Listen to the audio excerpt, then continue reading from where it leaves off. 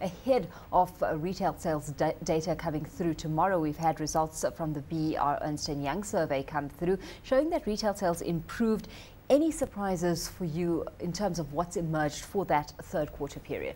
I do think there are two stories in this particular survey. You are quite right to say that profitability has improved and sales volumes is solid growth this year compared to last year. But when one considers the business confidence measure, there seems to be a view from the retailers that were included in the survey that they feel less optimistic looking ahead one quarter. So reflecting on positive news third quarter on third quarter, but less optimistic looking forward. Why the disconnect? I think it's worthwhile reflecting and maybe unpacking the survey with regards to the various respondents. So I think the first set of respondents are the excuse me, the non-durable retailers. This would include food, tobacco, beverages, etc. Their costs are rising in a manner which is significantly higher than their ability to pass it on to their end user or to the customer at large. And that despite the kind of wage negotiations we've been seeing, in some sectors of the economy where we're looking at settlements and well above inflation rates at this stage. I think what one should focus on is the real wage increases in the current year is slightly less than it was in the same period last year. And that obviously also dampers the confidence of people to spend more of their disposable income on that particular category. Of course, that one category to consider, but in the semi-durables space, the optimism seems to be much higher, and that because of their ability to actually pass on those costs. So why are they standing in a different environment in terms of being able to push those cost pressures on? I think you touch on the semi-durable retailers. Not only have they experienced the strongest volume growth in the third quarter, but they've also recorded the strongest increase in profitability considering the same quarter last year.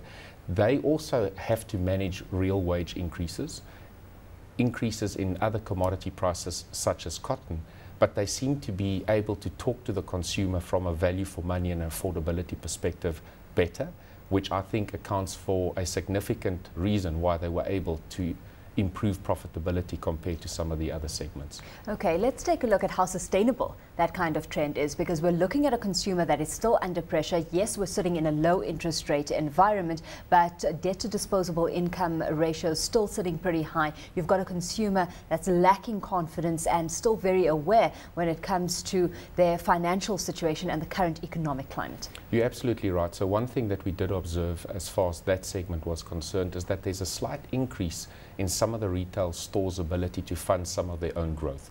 So there's an uptick in-store credit, which I think is probably the galvanizing factor, because you are quite right, most consumers are still unable and unwilling to go back to financial institutions and access more credit. This overall setting somewhat of a tone for the retail sales, during the fourth quarter of 2011 and beyond. To what extent does a rate cut, if that comes through this year, change the dynamic we're seeing currently at play? I'm not sure that it will change it fundamentally. The bulk of interest rate movements up or down is only felt over a period of time, and it very rarely has a short-term impact. I think the global outlook also continues to deteriorate. There's not 1 week or 1 month where the story is not a little bit more gloomier than it was the previous month, and that also weighs on the consumer confidence in their ability to take a chance and effectively spend today what they will only earn in a few months from now. And that perhaps why we're seeing somewhat of a declining trend within the durable goods category as well. There are some strong points that stand out, like furniture and household appliances, but hardware, paint and glass sales contracting, and that reflective of this subdued environment. And we'll be chatting to Cashbuild a little later on, where they're involved in that DIY space specifically, but where that building segment still to an extent remains under pressure. There's no doubt that the hardware, paint and glass retailer has really suffered. It's very strongly correlated to the domestic property market, which continues to be under pressure. as well as the building and construction industry, which is still in doldrums. So the real highlight as far as that segment is concerned is limited to furniture and household appliance I guess retailers. that's why those cash build numbers that did come through pretty surprising, because they've managed to weather the storm pretty effectively. So we'll be running through their strategy and just exactly how they're getting that right. In terms of outlook moving forward, Derek, when it comes to the growth in retail sales volumes for the fourth quarter, what are you anticipating given the kind of responses you've gotten this time round? I think a clear indicator is the business confidence index, which have barely moved from a level of 47 to 48 points.